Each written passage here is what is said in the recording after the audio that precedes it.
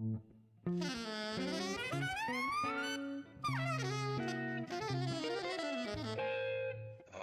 Jazz.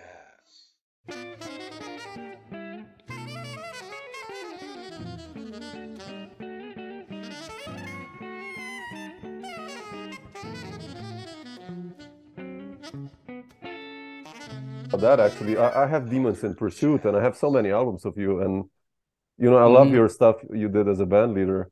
And I wanted to ask you what's happening in that department with you. It's been like I think 6 years, or with your last one since Steeplechase.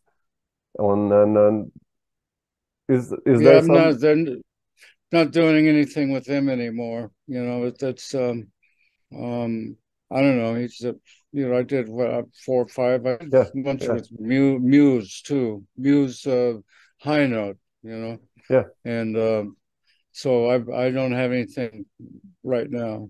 I'm looking for something.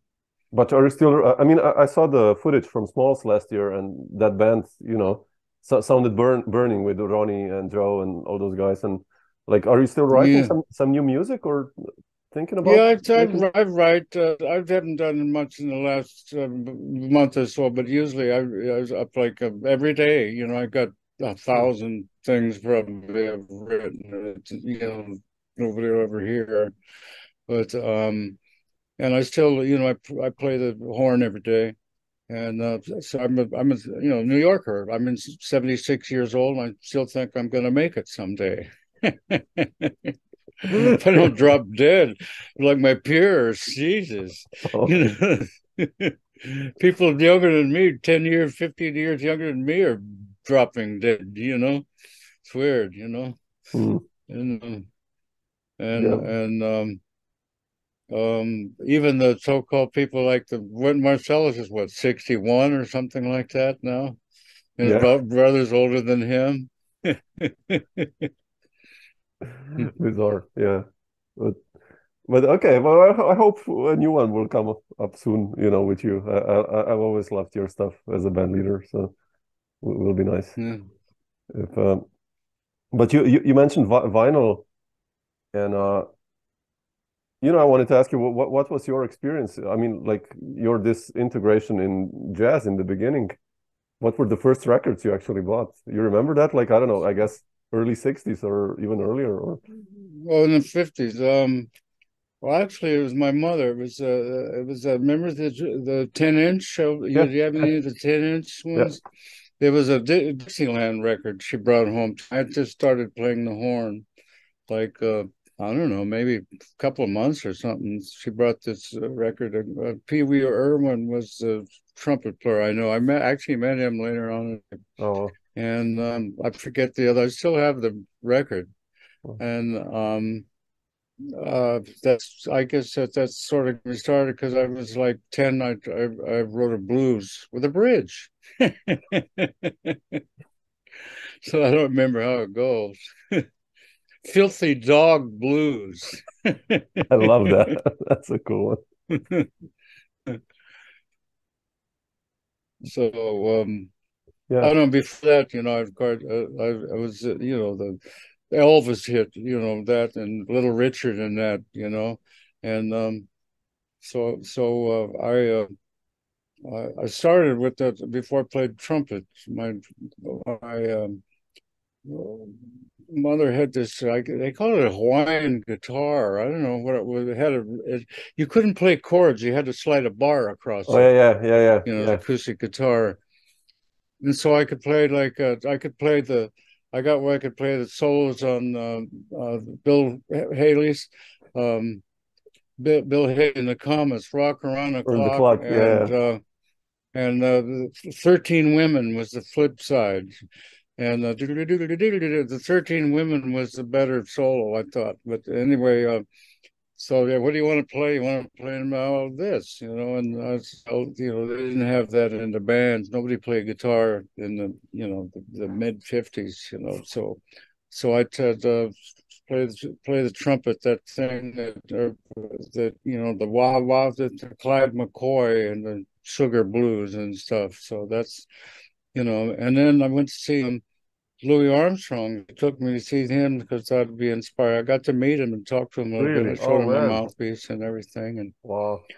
And I was like 10 or 11 years old. I would walk around the dressing room, they're all in their shirt sleeves. I mean, Louis would let people in his dressing room after the gig, you know, wow, and give autographs and stuff. And Edmund Hall, and it was the clarinet player, and he had one of those first flight bags, those blue, you know, and he had a bottle of whiskey. It's like sticking half out with a white label, I remember. And I said, well, this is the life for me. So, you know, I took it more seriously after that. I never wanted to practice, but I just wanted to play music most of the time. You know, so I was, I had a trumpet teacher that, well, I played. He had a little polka band and a little Dixieland band I'd play in some time because he changed the bass. But he was, I was in Powell, Wyoming, years ago doing a little jazz festival. And this guy comes up to me and says, hi, my name is Don McComas. You and I had the same trumpet teacher, Jack Turner. Oh, that's cool. You know, you're a jazz player. Oh, no, I was the principal trumpet player for the Philadelphia Symphony for 20 years. And I thought that was damn, man. I mean, he didn't really push me in that classical direction, this teacher, but the other guy was the complete opposite. So it was interesting. You know, I heard my trumpet teacher play with the Chicago Symphony, but he also played the other thing too, you know, and he showed me my first he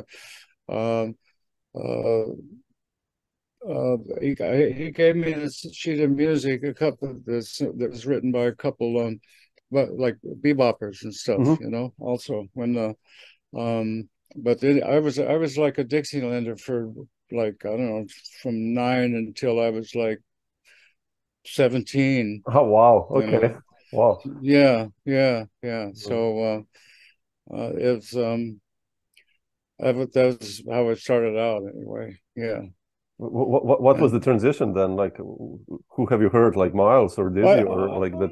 I went to a music camp, and there was a saxophone player named Mac Goldberry. Oh yeah, oh man, I love this guy. Yeah, you know him? Yeah. And there was a very good guitar player named Jim Herbert, who is now Brandy Herbert. I guess he had a change, you know, but they were from El Paso or someplace like that. And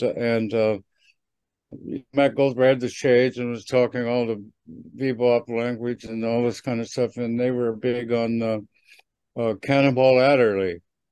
The first real modern jazz record I had was Cannonball Adderley's Greatest Hits. My parents bought me a Bobby Troop record once with some modern jazz, but the modern jazz is, I grew up in Montana hearing, if I would hear it, was more like the West Coast thing. And Dixieland I thought was more intense, you know. And but then I got the Cannonball Adderley Greatest Hits, and that set me off in the thing. Actually, Mark and these people, they said that Miles and Davis and Thelonious Monk, they said that's not even music. So it was a little beyond them at the time, but at least I got started. Of course, when I heard that, I got back. When I got home, I joined the Columbia Record Club and got Miles Davis and Monk records just to see what it was. That's kind of like, you know, it's like Muhal of Richard Abrams told me one time. He says, a good review is, what is it? A bad review is bad. But a review is worse. So, you know, he's kind of right on that. You know, I thought they, you know. Yeah. Anyway. Interesting. Wow. Yeah. Yeah, I love that. Did you then check out those guys live? Like, did you see like Miles live? Did you see Miles and Monk live? Oh yeah. I saw him a lot, you know, quite a bit. You know, saw him different times. because it could be brilliant, or like sometimes it could be unlistenable. It's just awful. But see, the people in those days, they would, they might sound different every night. Now you hear a guy, he's 5 years later, he's pretty much the same thing. Yeah. And it was actually a real thing that was evolving and stuff. And I heard Miles with he didn't have a piano one time. And another time was he had Joe Henderson and Wayne Shorter. Wow. And I thought Joe Henderson stole the show, and it was Gary Peacock, and they were having a good time. That was probably the best time I ever heard him. And even Tony Williams' dad was a saxophone player in. So it was, yeah, I don't know. It was, like I said, Joe Henderson, was seemed to steal the show from me. Yeah. That's beautiful, man. How did your integration in the scene begin? Like, I mean, I've read that you moved to the West Coast then, and then after that to New York. Like, yeah, I went to Berkeley 4 years, and I didn't want to go in the Army, and I stayed. They drafted me anyway, and they told me get out of here. I convinced them, and I lived another year in Boston. Then I went to the West Coast with this band. Actually, in Boston, Gary Peacock was in it. It was one of these. It was a band. It was they would call jazz rock in those days, and it was actually we were doing things before Blood, Sweat, and Tears came out with their stuff. Their original inspiration, the leader, the Monster Mash. And their original inspiration was the Electric Flag. Do you remember that band? No. Mike Bloomfield. Yeah. That was probably the first one like that. But I'd say it should have been us. Because we were doing it before Blood, Sweat, and Tears. And but the problem was it was a cult kind of. All these guys were like macrobiotics. So we'd go to the rehearsal, and 4 hour rehearsal, 3 hours of spin on dinner. This is just brown rice and that kind of stuff. So like one time Art Barrett joined the band. We brought a bunch of Kentucky Fried Chicken with but then we went to LA, and but Gary Peacock didn't go with us, and Billy Elgart was the drummer. They had just made a record with Paul Blake called Mr. Joy, but anyway, we went there and we went up there, and we had a couple of what's his name, the saxophone player, the tenor player, played with us some, but Roy Estrada was the bass player of the Mother Dimension, the guy. He was with the whole time we're in LA. He played with us, and but then, like I said, it was more into macrobiotics and stuff, and it was pretty loose too. We would play in Bernie Hamilton's club. Bernie Hamilton was an actor that was the brother of Chico Hamilton, and he had a club called the Citadel, with all kinds of stuff. And it was like we were at our best when we were like kind of sloppy, and that was like on the stage thing was happening. And Frank Zappa used to lend us equipment sometimes. I think we played the Troubadour once. I'm not sure. I played the Troubadour. It was James Taylor's breakup. Really? When and Carole King was on the gig, and later on they had a Troubadour tour, and so we'd come out wearing funny hats. So there was like 4 horn players, and then years later he talked to me in Downbeat. That was his favorite gig because he liked how the horn players were being. That's amazing. We jammed. He and I played a little bit in the dressing room on Sweet Georgia Brown. But I saw him recently, and he didn't seem to remember that much. But actually, he was he had done a signing records or signing a new CD, that one with the standards, and he was pretty whipped because he was there like hours and hours, you know. Yeah. So, but anyway, I reintroduced myself to him, you know. So anyway. But how did you then decide to move to New York City? And you know, what was the main reason? I mean, it's a stupid question, of course. New York City was the jazz capital, but still. The reason I got to move to New York City was when I decided was pretty much the day after I got to Los Angeles, moved to Los Angeles, because that was definitely, I don't know, I didn't like it. You know, I moved up to Oakland, which was much better because I had a band with Mike Clark and the drummer, and Paul Jackson were the bass player with the Headhunters. Yeah. And we were playing some of that kind of stuff, actually. And then we opened for Paul already had the gig, and we opened for Herbie Hancock at this place. And then I guess Paul got Mike on the band, you know. Yeah. Wow. Okay. Interesting.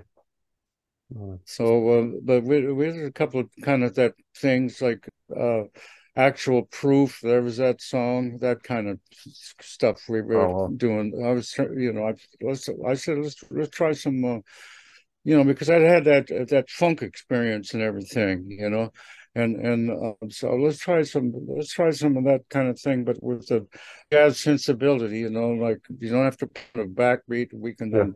You know, and like empathy and you know, stuff like that. And that happened one day. I remember when well, Mike wasn't on the gig. Gaylord Birch the gig, and Paul, I said I sold that to him. And then when Mike made the next, Paul hipped him to it, and so it's kind of like that kind of thing in between, you know. That.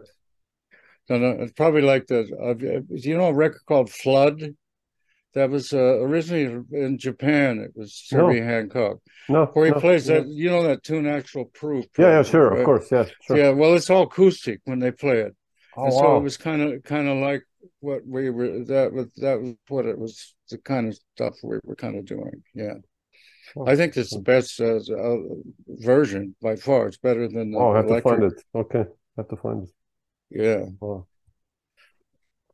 So anyway, yeah. So but then when you went to New York, how was that like? You know, who were the first connections that, you know, when you came there? Like, did you know already some people? Like, how did you start getting gigs? And who? Well, I just knew a couple of people. I first was doing Latin music, you know, like salsa music. Oh wow! I had when in Oakland when I lived there, my landlord was a guy named Pete Escovedo. Oh yeah, sure. You know, his daughter's Chile. She was like 14 years old, and he would hear her practicing all day long, you know, from the time she got up to the time she went to bed. And so I was playing with those kind of people for a little bit, and this guy named Chapito, who was the timbales player with Santana. He would use these big, thick military drumsticks. And then I came to New York, and I started playing these kind of workmanship, meat and potatoes, kind of Latin gigs, salsa gigs, you know. And actually, when I was in Boston, I had played that other thing, the R&B and soul music. That was big at the time. So that was a big part of it too. Actually, it kind of is a little bit, you know. I still have some of that, you know. But a combat zone in Boston, they called it.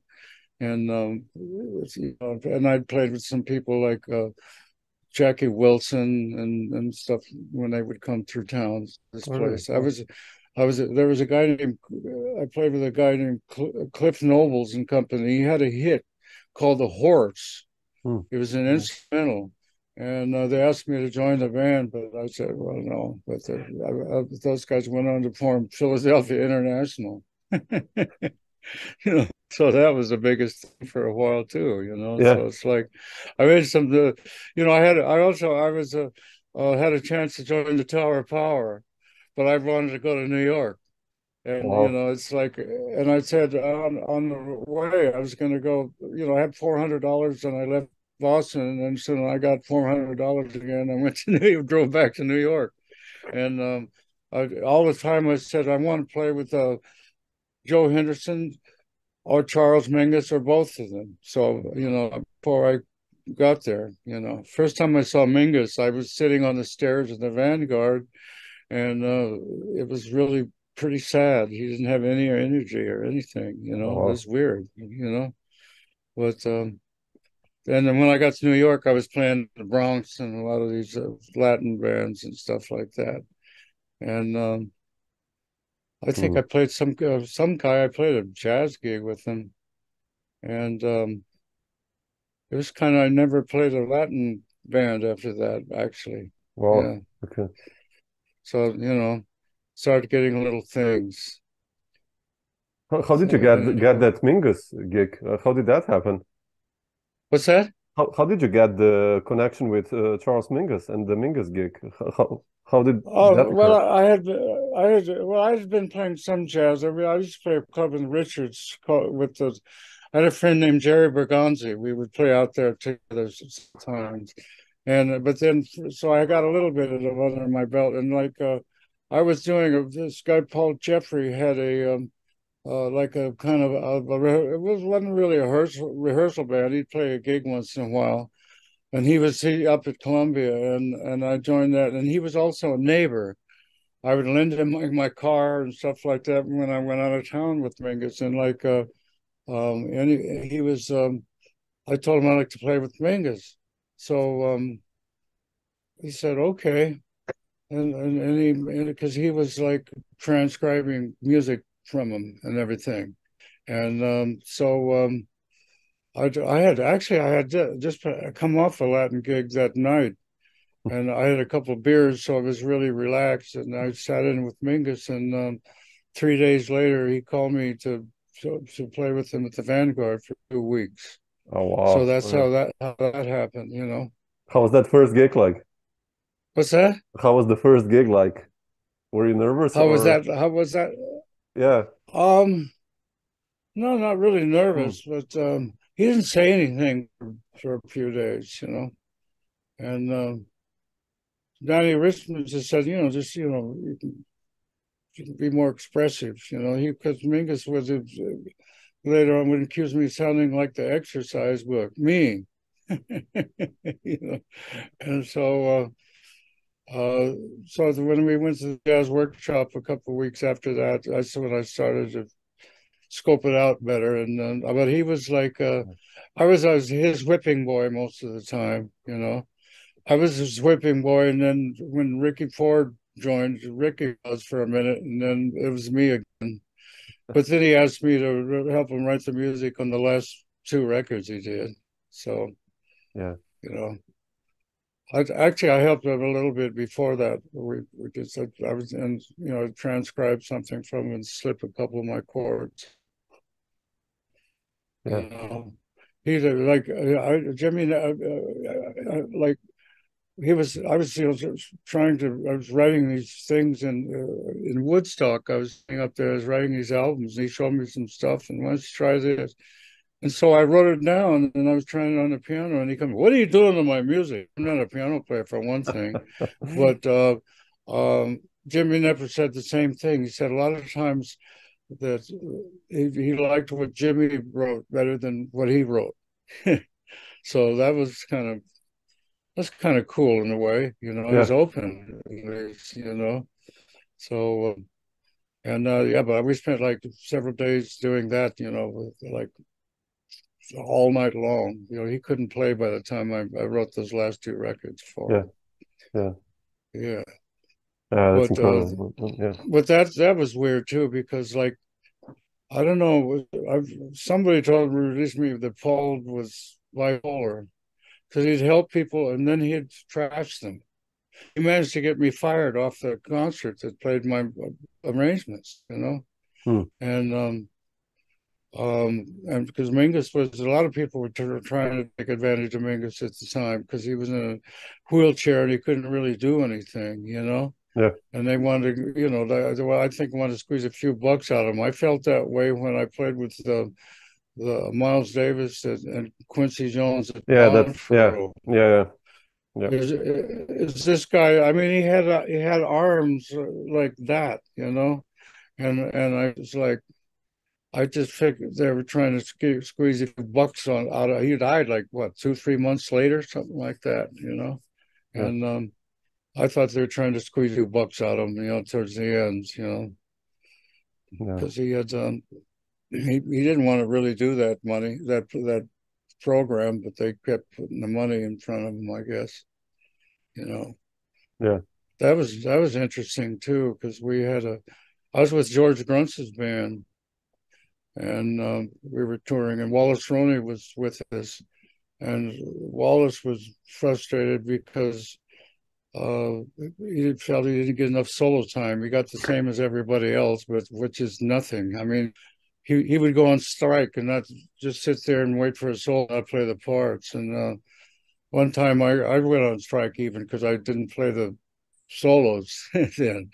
But we got to Montreux and they'd hired Benny Bailey to cover for Miles because he was late for the rehearsal. Well, the rehearsal was called at I think 11 or noon, and he showed up 11 at night, and he was clueless. Miles, you know, he didn't know anything. But during the day, like George says, well, Wallace knows the music. He could sub for him, and he does. Wallace knew every note. You know, Wallace he you know every note from the records. You know, and like.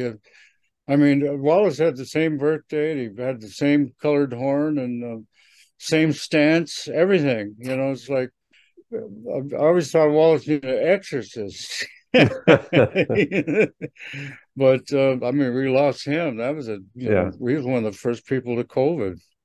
You know, we used to hang out, and sometimes we go in the record store. He'd go right to Miles Davis. Oh, well. The only thing, yeah, I would go all over the store. Like people ask me, "Who's your favorite trumpet player?" Now, well, I have to say that I am because I go nuts hearing that same goddamn sound every day. If, you know, if I wasn't, and but I say my second trumpet player is Sonny Rollins, and but he's a saxophone player, exactly.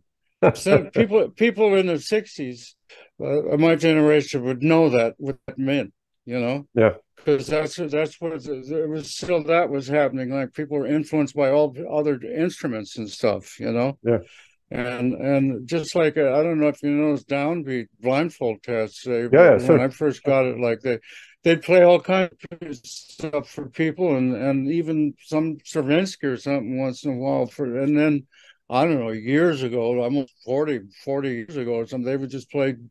If you're a trumpet player, they play trumpet player. If you know, you know, I couldn't even. I did a blindfold test and I got Vic Dickinson and Zooty Singleton. I was happy about that, but they played a record, a Miles Davis record, and I didn't even get. It was one called Aura, and I didn't even get Miles Davis because everybody was copying Miles Davis as that chromatic thing at the time, you know, just like everybody copied Coltrane, you know, after he left, you know. So it's but yeah, it's like it got more narrow and everything, you know, and it's like I don't know, it's hard. Like even still today, you go in a jazz club and there's all dead people on the walls, the pictures, you know. And then they have all these tributes and all this kind of stuff, you know. Yeah. And I don't know. But there's people, but you don't hear about them so much, you know, that are trying, you know, further a tradition, I guess, is for lack of a better word, you know, a thread. Yeah. But it's you know it started I think in the 70s with that fusion kind of shit, you know, and like, I mean, I was doing, we were doing, like I said, we did that in Boston, kind of early on, but we were coming from more of a James Brown, Funk, yeah. Otis Redding R&B kind of thing, you know. Yeah. So, and there was good musicians, but like I said, they were so into their macrobatic thing that it never really jumped off.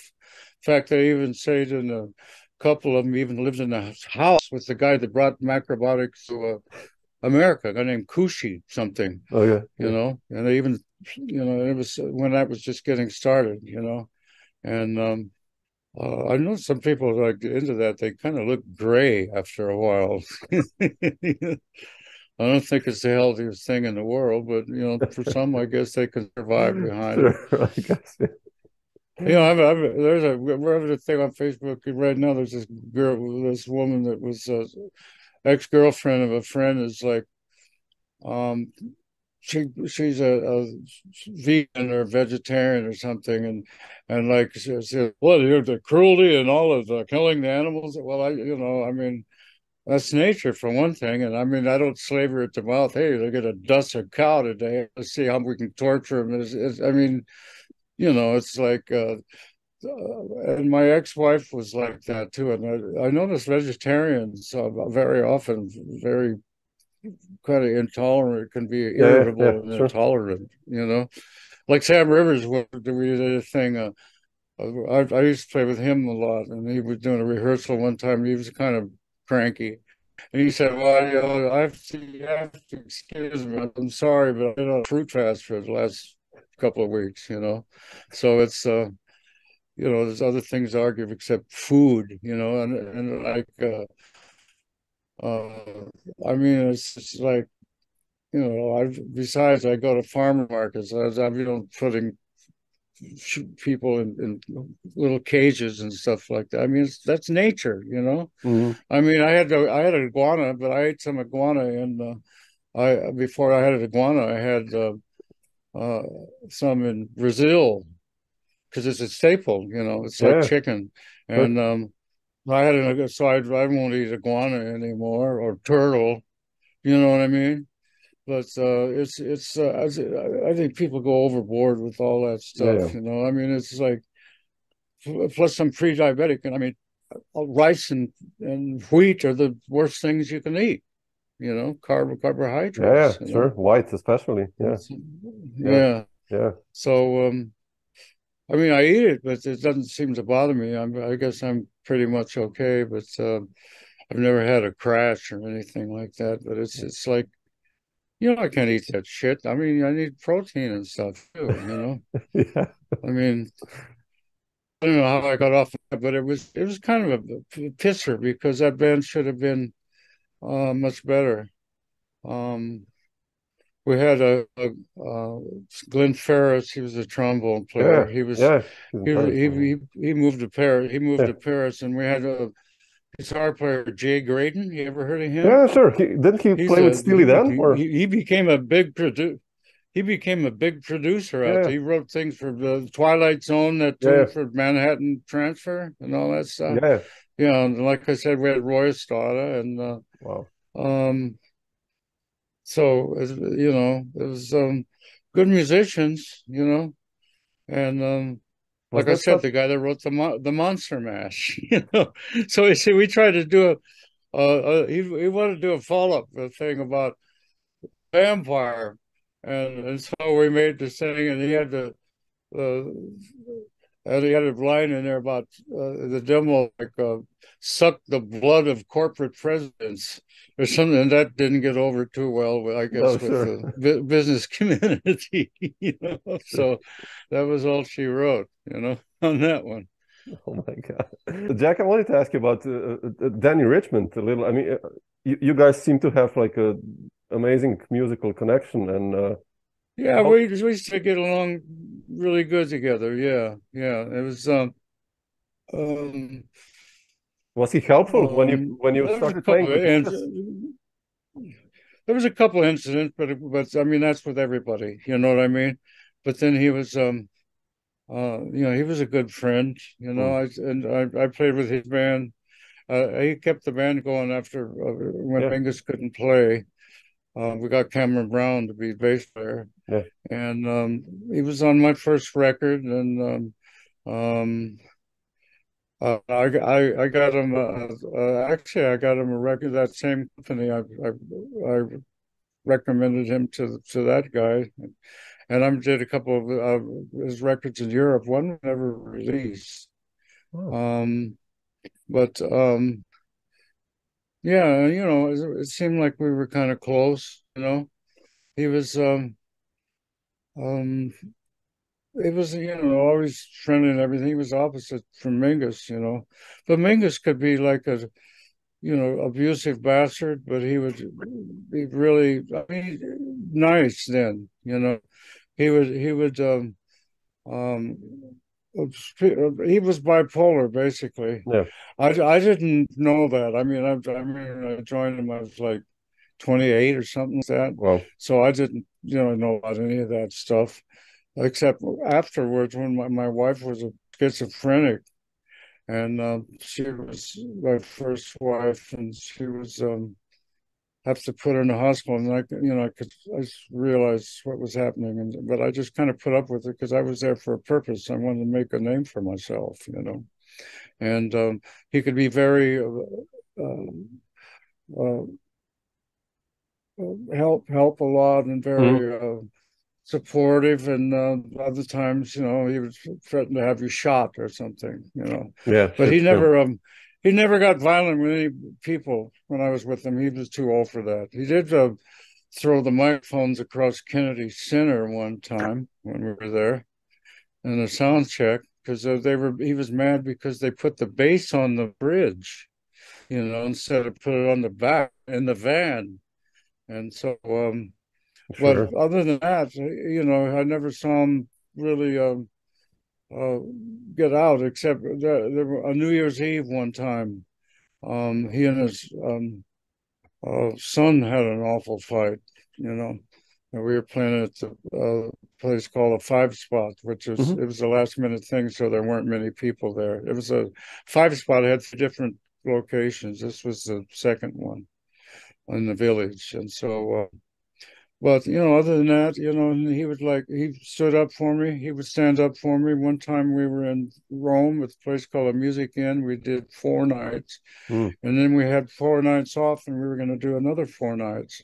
And so we had 4, and during the gig, the first gig, this guy came and he said, "Well, in Africa, we're having this big jazz festival, and if you can you fly down just for one day, and play the gig, and you'd be back to Rome for your gig?" "Oh yeah, I've always wanted to go to Africa." "Sure, I'll do it." And said, "And leave the white guy in Rome," they told him. Oh. So he told them, where they could go with it, what they could do, And he did that a couple of times. I mean, he was pretty clear on all that, One time, though, I bought a stovepipe hat in Chicago, and I came in the dressing room, and I didn't wear it on stage or anything, but I also had an ebony stick that I would walk around with, and he'd been messing with me all week, and he said, "Jack, I take that hat as a racial cut." And I was just tired of him. I said, "Well, what would you take it if I went up the side of your head with this stick?" So that was the end of that. I mean, you had to do that with him sometimes. You know what I mean? And George Adams even pulled a razor on him once. Oh, shit. Yeah. So, and I don't know. It was, but it was interesting. One time we were at someplace in Detroit or Chicago, or someplace, one of those, and this guy came in the room to interview him for the newspaper, and Mingus, I didn't like the questions he was asking, and so Mingus put out his knife. "You get out of here." And he chased the guy out of the room, and the guy was eyes over, ran out of the room. And like the next day in the newspaper, it was like, I mean, 3 pages is the best interview that anybody ever had from that, from anybody ever had Yeah. about Mingus. I've seen it happen another time. One time with the Mingus dynasty, and we were in Europe, and John Hicks was drunk, and he lost his passport at the train station. And so we get to this other place, and like I had just I bought 2 bottles of apple corn and gave it to Sue and John Hicks that day, which apple corn in Germany is like a schnapps, but it tastes like apple juice. There's alcohol is but it's strong. And so we had this agent who actually was a brutal taskmaster, and who was it? I think it was Machito died on one of his tours, and one time Ahmed Jamal's daughter got killed in a car crash, and he went to Frank Gantz, the drummer. He says, "Look, I got a wire that his son or his daughter this morning in a car crash. But do you think you can wait into the tour because 3 days left, and I don't know if I can get another drummer." This is where this guy was at. Wow. And anyway, so what had happened was where they had just finished it off. Yeah. And this guy goes into John Hicks's hotel room, and he says, "Yeah, well, I can get your passport for you, and because he lost his ticket too, and your airplane ticket, but you have to reimburse me for all the airplane tickets of the tour." Whoa. And so, like, I mean, he pushed him or hit him or something. He smashed the bottle. He's going to finish them off with the bottle until Ronnie Burrage walked in, But then it was a joke. When he told me, "Jack, what you have to do is take a lead pipe to the side of his head." And when he's in the hospital and he wakes up and he talks to his wife, "Maria, make sure to book Jack for a 6-week tour." So, Wow. that's a crazy business, huh? I thought he was going to kill Mingus in the first thing. He would say, "We got a 3-hour drive, and one was 16, and he would be falling asleep at the wheel. We even had to drive ourselves, sometimes, But I don't know. It's the jazz life, It was like not many. I was lucky to get sort of the end of that. I don't know anybody that does that now. The tour now might be a week. Yeah, sure. Yeah. And then at that time it was 6 to 8 weeks. And also in the United States, you could play. You could play. Yeah. How was it with Mingus the first time you went to Europe, actually? No, I'm with Ray Charles the first time I went. Oh, really? Wow. Interesting. Yeah, and it was Dusseldorf where I actually met my second wife. I've had 4, so I must like marriage, huh? And that's but I met my second wife there later on when I was playing with Dannie Richmond's band, and I met her actually in Munich, but she was from Dusseldorf. That's the first place I played with. Right. Yeah. Oh. And they didn't have room for us. They put us in a section, and they gave us cots. And they wouldn't flush the toilets and shit like that. It was fucked up, It was the way they, Germany was still into that thing, They came out of it. They finally made come to terms with that. But I was with Dannie Richmond once, and met up with a couple of guys from Carla Blaze band. and one of them was Vincent Chauncey. He's a French sure. player. He's amazing. He's black, and he was like, we went the main street in Berlin to go in a restaurant, and they would come. One restaurant, we're full. It's all reserved. There was nobody there, and we went in this other place, a Chinese restaurant, and it was all these old kind of German waiters and everything. They set us in the middle of the room, and they even used our table as a station to set their menus on, and they never served us and everything. So, I mean, those guys are used. I have an unfortunate habit of sometimes, like when I see something, I will address it.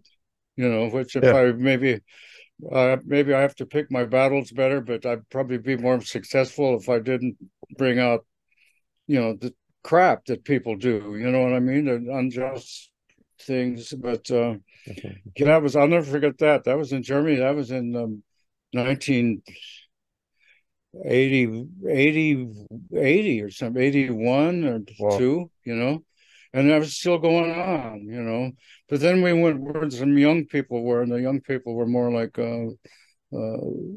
young people. Sure.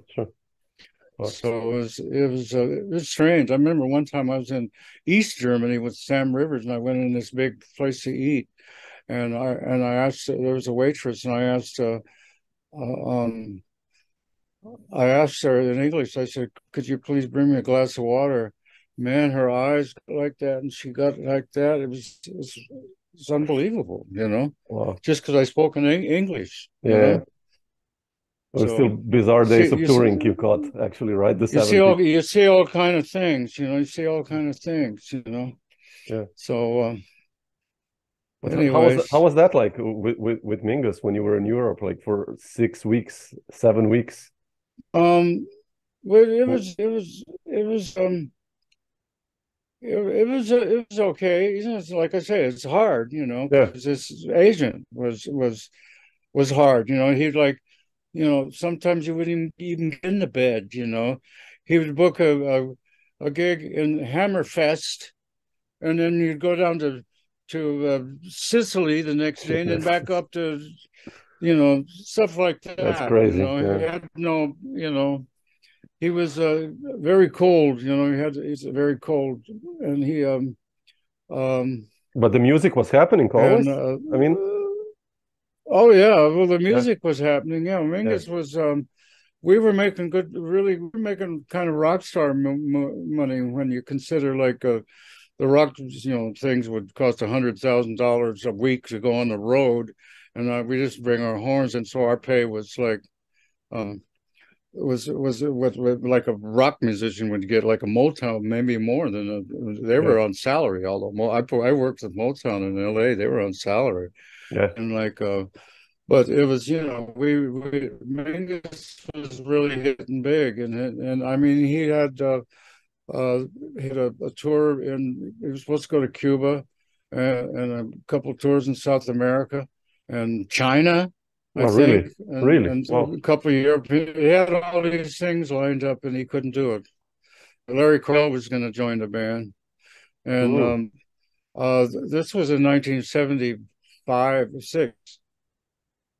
77, and so he said, well, we just did a rep at Lionel Hampton, and so I said, why don't you take the band down to keep my tour together and front the band? And he says, how much do you pay the band? He says, well, I pay him $400 a day. That was good money, and that's a lot of money in 1977. Yeah. 400 a day, That's a lot. And it was against his principles to pay that money. So he turned it down. I don't pay anybody $400. I mean, he'd make a fortune. I saw I needed an itinerary one time, and I saw Mingus's. I needed for a few days, and I asked the office, and they gave me an itinerary that was all the whole year for Mingus, like what his expenses were and how much he paid the band. And he paid the band like you pay an agent like 15%. Yeah, he was making a fortune, but he was still paying better than anybody else. Oh, sure. Yeah. Miles Davis was paying people $500 a week at that time. Yeah. Well, they're with me, they're going to be famous. Well, not everybody did, but it was, Yes. it was okay. The first time I went, I didn't really make any money because I screwed myself out of some money. Because during this fight where George Adams pulled a razor, I mean, we're all drunk, and I said, "Yeah, Mingus, how much do you pay?" And for concerts and he for a week, and he said for concerts, I think it was, and he said $200 because it's a club full of people. I mean, I'm a dumb kid, to get in the middle of that, and I lost some money behind that, So anyway, but I mean, it had its ups and downs, Sure. I mean, at least he would hang out with the Mingus, would hang out with the band and stuff, and like Ray Charles was like, he'd always in the Hilton or something. He never left America. Yeah. And with Mingus, it was good because we got to kind of mingle with the people, and not so much with Ray Charles because they tried to book us in these hotels. We had to sign a sheet. But if you had to take their hotel if you signed the sheet, and some of them didn't. Some of us didn't, because usually if there's an expensive hotel, there's a people hotel right across the street. Yeah. So I learned that very early on. Amazing. Yeah. How did Demons in Pursuit happen? How'd that come about? Just a guy that was what did you say? What was it? Was that the question? How did that come about? Yeah. And like, I mean, I love the music you wrote on that one. Like that one, Ray Charles on Mars with those augmented chords. I love that stuff, man. Like, yeah. How did that one begin? It was had I played in Champaign, Illinois, and George Adams went to the we went to a little party afterwards and we were playing, and I think the guy was there, or he was he used to play in a band. He would play like the bass sax and stuff. There was they had a Dixieland band in Champaign, but he moved to New York, and then I don't know. I called him or he called me, but he was just trying to do a record company. He didn't do it very long. He I don't know. We just said, let's do a record. He was talking about Jim McNeely. He said Jim McNeely was okay. They were friends with Jim McNeely, and he was and I had a great tape with Jim McNeely and John Burr the day they hit town. Jimmy Madison and Jerry Bergonzi. Oh wow! But I thought, well, the Jim's cool. Yeah, I didn't have a band or anything then, and I just picked. I picked John Scofield because I think that was one of his first recordings. Man, he's playing it's one of his best playing in like really. It's. I played a jam session with him at Mike Brecker's house one time, and he could read music, and I kind of wanted to. Try something with the guy. I like the rhythm section of Ray Charles. He had organ, piano, and guitar. I did that on one tune on that record.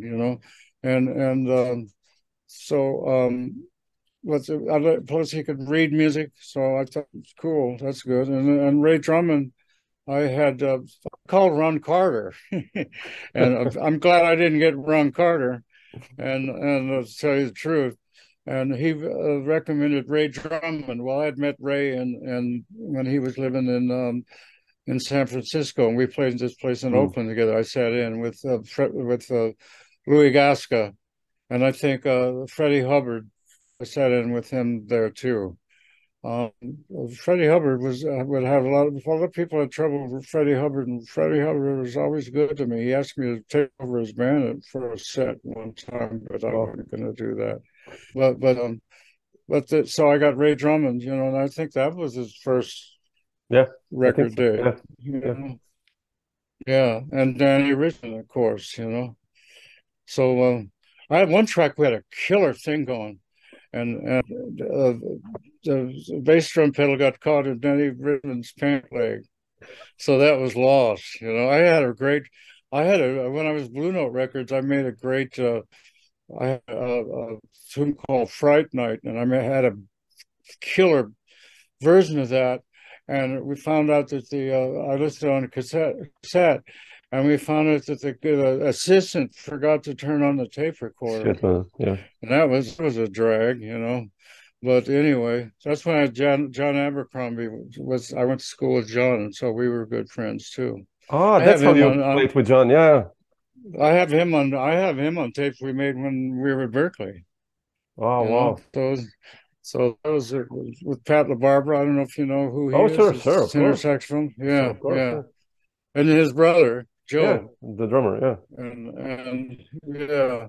And so that was one of the bands I had in band one. You have that on a cassette? Recorded or? I have a reel-to-reel of that. Oh, man. Somewhere. Oh, shit. You know? Oh, amazing. And so I went out there. This guy had a studio, Tommy Walters, and Charlie Mariano was in the booth too, and they were kind of working it, you know. Yeah. So I got along good with Charlie. I got along with some of my teachers good. Herb Pomeroy, I got along with him. He liked what I did in Berkeley. He like I was in the recording band, and they had every year they would do a record. You know, jazz in a classroom, but then they stopped doing that because they were trying to become a school with a degree. It was the best school you go to. They didn't have a degree, and they didn't have textbooks, so you really learned what was happening. You know, by people that actually did it. You know, and so I was in a recording band one time. They were supposed to do this record of folk songs, and so I started Sweet Betsy from Pike, but I had a double rhythm section and broke the band into 3 parts, each playing different tempos.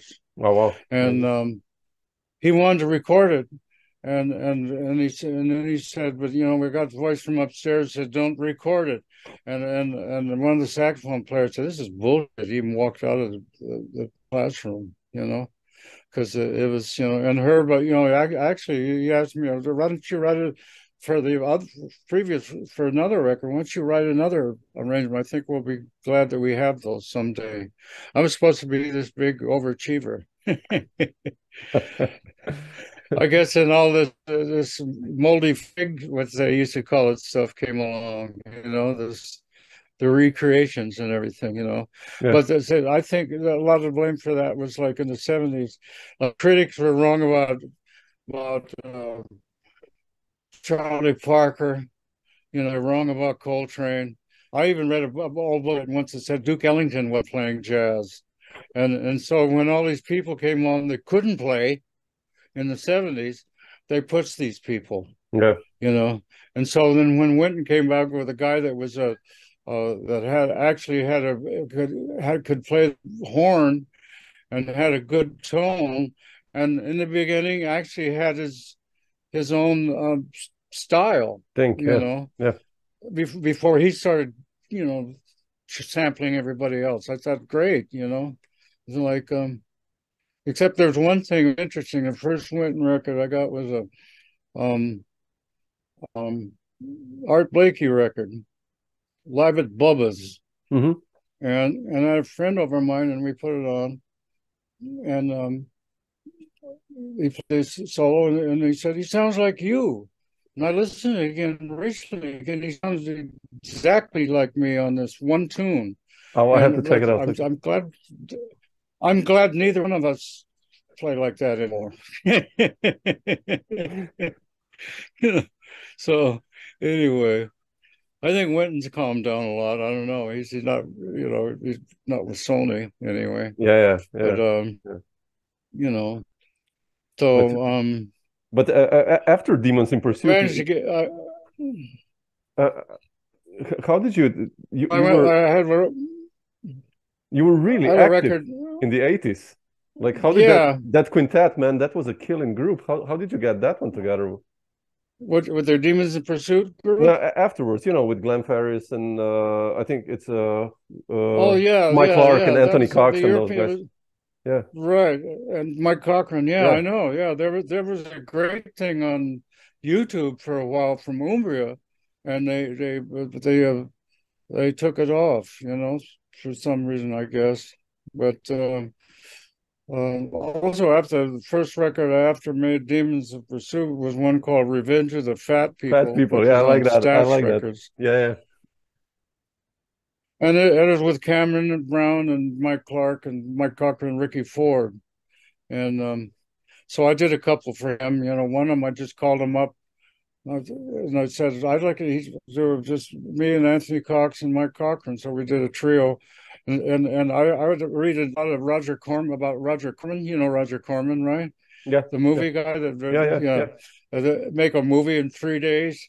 So I said, I'm going to try to do this. I'm going to go in there, and we had a 6-hour session, and we had recorded all the tunes, mixed them, and put them. And I walked out with a master ready to be pressed. Wow. So that was an inspiration. And it was a pretty good record. It was pretty. I think it was a pretty good record. It's one, one of them I could live with. It's hard for me to live with what I was playing with Mingus. I hear a lot of Oh, really? the Interesting. I hear a lot of the things, like there was a bunch of bootlegs, and there was a lot of stuff on YouTube. There was a thing, but there's one thing on YouTube that's kind of interesting. Is It's at Nice, and John Fat. There was George. What's his name? George Wine, George Wine, What? Wine, Wine. Yeah. George Yeah. Ween. Yeah. Yeah. George Ween was putting out having people sit in with groups. Mingus didn't like that so much, but he let John Faddis, because he played with him before. And there's times there where I couldn't hardly tell myself apart from John Faddis, because at that time I could play all those high notes and everything.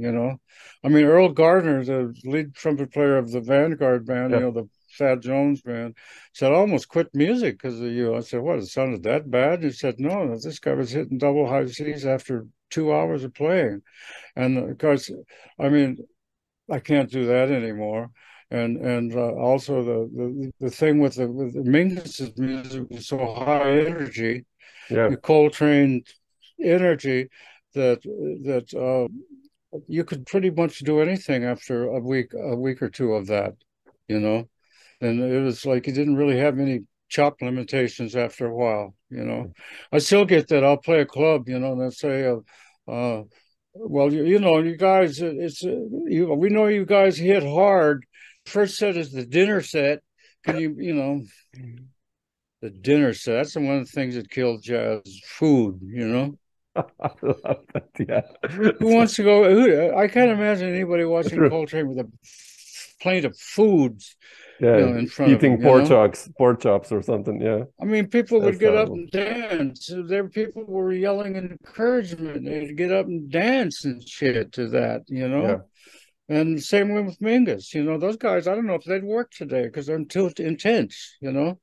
And but I try to reach that energy. Sometimes it happens. Sometimes I think, I got a group now, basically for the last 10 years, or maybe more than that, maybe 12 years, I was trying all different kinds of things, but then I decided to have a group, and because I had a guy put me on a couple of tours in Italy, but not since. And but I had basically the same bands now It's with like with Boris, Kozlov, and Donald, and those guys. Yeah. Yeah. Boris and Donald and Yeah. Abraham, That's and a great originally kill. Oren and George Burton. No, and I've used either one of those guys. When I can, if one can't make it. Yeah. Or Oren was the original one, and then George came along. Because we were doing something, and Oren couldn't make it, so he recommended George. He's got a totally different way of playing. Yeah, but And beautiful. I was like, it was interesting. I was talking to, and I was on a tour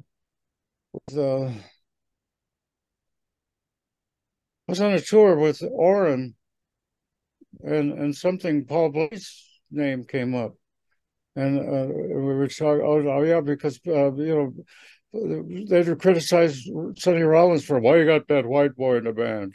Paul Bley said don't mess with Paul Bley, and so Orrin Evans, I discovered he was a big Paul Bley fan. He carried tape cassettes with him and everything. There's a record called Footloose by Paul Bley. Yeah, I love that one, man. Beautiful yeah, record. yeah. And so anyway, did you ever play with Paul? No, but you know what? I pointed out the Jimmy Jufrey trio was playing at Sweet Basil. And he said, you should bring your horn and come sit in. But I didn't know what, I didn't know what I would do with that, in that thing. I heard, I saw them and they were playing some different kind of stuff, when I saw them. It was Jimmy and Paul Bley and David Eisenson at that time in the Jazz Workshop. And that was some different shit, It's like the one they've been on Columbia with all those weird tunes and all that stuff on it. Yeah. They were playing that kind of thing. I don't know. They might have gone back playing more tunes and stuff, But sometimes people do that, But things that kind of were, like I said, there used to be a thread, going through the music. It evolved, because it was important. Nobody thinks it's important. But I noticed like the rock people that have some degree of expertise on their instruments, so usually are idolize some jazz person. Jazz guy, I mean, Willie Nelson's favorite guitar player was Django Reinhardt. Didn't you? Wasn't Willie Nelson on that record of yours, by the way? Master of Suspense? He was on one called Master of Suspense. How did that happen, by the way? Well, one time I was listening with a friend of mine to the test pressing of the record Master of Suspense, and I did that country tune, all that stuff, and the things were snapping. I said, wouldn't it be funny if Willie Nelson came in here, scat singing? And we laughed for the last half an hour. And then because he had a tune, he played called Columbus Stockade Blues. You ever heard that? No. And anyway, but that's a fast tune with a Django kind of violin and all that. And but anyway, I went to the Christmas party, and I was talking to Bruce Funval, and just as a joke, I mentioned, Willie Nelson should have been on that tune. Oh, that's a great idea. I was at Columbia when he did his 7 times platinum Stardust record and everything. And so, okay, I'll find a place, And so I had a slow part of the tune anyway that I was going to part. It was kind of a little sweet, and so we it kept getting put off, and so I called him up and I said, well, he's going on tour, and he said, try him one more time. So I did. I called him up and I said, well, send Willie the track. I said, well, actually, it's not like that. We would have to do it live in the studio, because I had a thing, maybe the whole band. Yeah. But so Limbo said, well, so I'm down with the piano player. This hour, I called him an hour later. We're going to the airport, and I got the piano player and James Williams, and we went down there and decided I used the slow section that I had. I put that in there, so it made it kind of like a thing, And we didn't get there till like 4 a.m. or something like that, because it was the worst. It was flooding, and there was all this stuff. They sent a car to get us, and we had to go all around. We finally they woke him up, and he came out there, and also I found out he was listening to it on his airplane, or he on his tour. His Winnebago. And he was he actually said he left a day later so he could do it. Oh, And wow. he never asked for any money. Wow. Interesting. And like Bruce Lundvall said, I think this could be a single. So he took that part out and he made it acetate. He sent it to Nashville. And the guy said, oh, you don't hear a trumpet on country music. Well, it wasn't strictly country music. It was, he was doing Willie Nelson, and then James Williams was doing his gospel thing, and I was doing my thing. And that guy was an idiot because, I mean, come on, you never heard the Nashville Brass, So it's funny how they make any money at all, huh? Yeah, amazing. That's amazing. In fact, I got nominated for a Grammy, and they begrudgingly gave me another thing because I heard that a woman was going to tell me, well, they're thinking of dropping you with their agent, and it wasn't even released yet. Willie Nelson wasn't even there yet, and so I did one other record for them because I guess I got a nomination. They had a whole series called the Progressives, and each guy really only got one record. George Russell and who was the other? James Newton. They only got, but I was the only one. They did another follow up, and they didn't even send it out to be reviewed. Oh, wow. But I saw the writing on the wall, so I actually got a page for myself in People magazine, a review, but like a whole page because I did it myself. And they said, "Don't we have a wonderful publicist?" Yeah, my ass, So I don't know. It's like the thing is that. I read a thing about the music business. Said, well, no records. People don't, inside the music, it's like the bullshit and everything. And it was no, record companies don't sign up people as tax write-offs. I think they do. I think Blue Note was a tax write-off for Manhattan Records because they didn't have any. I went to the Grammys award, and they had this big thing, and they had no advertisements for nothing in there about the people that got Grammy nominations on Blue Note. Crazy. Yeah. But the thing is like also when they got somebody that was kind of hit, like Sam Jordan and Nora Jones, they took them off Blue Note and they put them on the parent company. Yeah. So I really think there's something there, Yeah, they don't want them to advertise, stuff like that,